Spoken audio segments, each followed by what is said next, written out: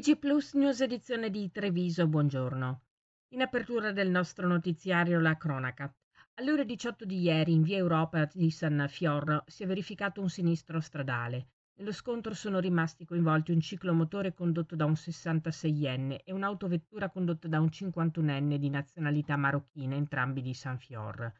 Secondo le prime ricostruzioni, il ciclomotore sorpassava a destra la colonna di auto. Quando arrivato all'altezza del civico 116 andava a collidere con la controparte che procedeva nel senso di marcia opposto e stava svoltando a sinistra. Il conducente del ciclomotore è rimasto ferito in modo lieve e trasportato in ambulanza a Conegliano. I carabinieri della stazione di Godega di Sant'Urbano hanno effettuato i rilievi dell'incidente. Parliamo di economia. Un risultato straordinario per il primo evento Inside, che ha visto la partecipazione attiva di 90 aziende venete interessate a espandere la propria esperienza sui mercati internazionali. L'iniziativa si è confermata un'importante occasione di confronto diretto tra le camere di commercio italiane all'estero e le imprese, offrendo informazioni strategiche e opportunità concrete di crescita sui mercati esteri.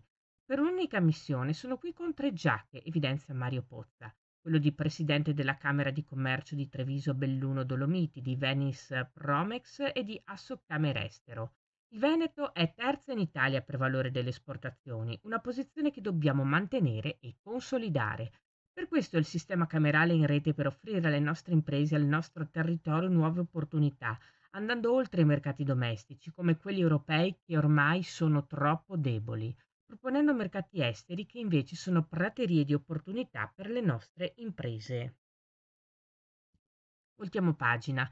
Tornano anche quest'anno le iniziative delle associazioni ambientaliste trevigiane in occasione della giornata mondiale delle zone umide, domenica 2 febbraio. Lega Ambiente Treviso, Vivere il Botteniga, FIAB Treviso, Lipu Treviso, WWF Terre del Piave e Grande Raccordo Ambientale invitano la cittadinanza a un evento di sensibilizzazione di questi luoghi unici e spesso ignorati a 2 passi dalla città.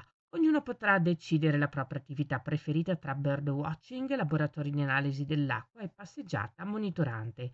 Ritrova al parcheggio di via Pisa alle 9:15, alle 8:15 per il birdwatching. Iscrizione obbligatoria tramite form online all'indirizzo che state vedendo in sovraimpressione.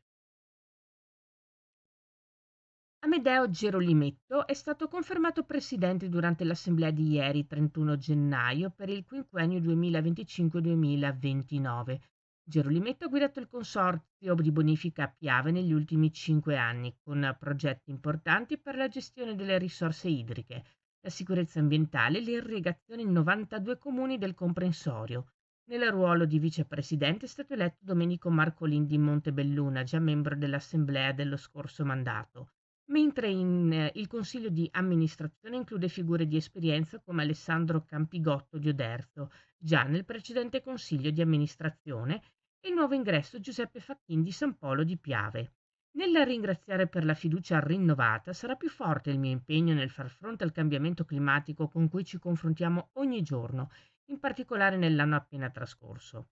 Il lavoro del Consorzio Piave è fondamentale per garantire l'irrigazione e la sicurezza idraulica, la manutenzione di un territorio che comprende, come detto, ben 92 comuni, ha dichiarato Amedeo Gerolimetto. Questa era la nostra ultima notizia. Grazie per essere stati con noi. Arrivederci.